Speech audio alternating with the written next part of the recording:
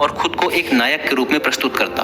वह जब भी किसी महान, बुद्धिमान, वीर और साहसी व्यक्ति की कहानी सुनता या पढ़ता तो उस कहानी के नायक की जगह खुद को रख लेता और अपने ख्यालों में ही वो सभी साहसिक और महान कार्य करने की कोशिश करता जो उस कहानी के नायक ने किए होते थे।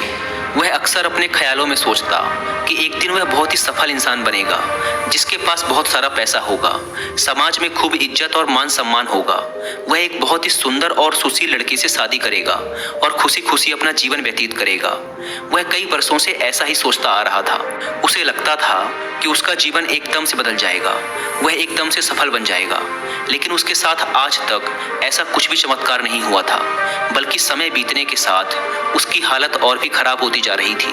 और इसका सबसे बड़ा कारण था उसका एक्शन ना लेना, यानी काम ना करना। उसके सपने तो बड़े बड़े थे और वह अपने ख्यालों में भविष्य के लिए बड़ी बड़ी योजनाएं भी बना लेता था, लेकिन उसने आज तक उन सपनों को हकीकत में बदलने के लिए कभी कोई ठोस कदम नहीं उठाया था, कभी भी खुद को कड़ी मेहनत करने के लिए प्रेरित नहीं किया था, जिसका परिणाम ये हुआ कि अब वह 25 साल से भी ऊपर का हो चुका था, लेकिन आज तक अपने किसी भी सपने को हकीकत में बदलते हुए नहीं देखा था।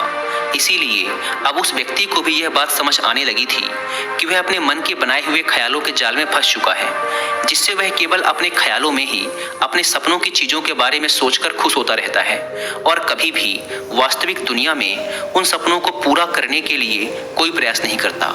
उसे पता तो था कि उसका दिमाग फालतू के विचारों से भरा हुआ है और वह वास्तविकता में नहीं जी रहा है, लेकिन बहुत प्रयास करने के बाद भी वह अपनी इस आदत को छोड़ नहीं पा रहा था। उसे अपने ख्यालों की दुनिया में जीने में मजा भी आ रहा था, लेकिन जब वह अपने ख्यालों से बाहर आकर अपनी वास्तविक स्थिति को देखता और उसके बारे में सोचता तो वह बहुत दुखी हो जाता।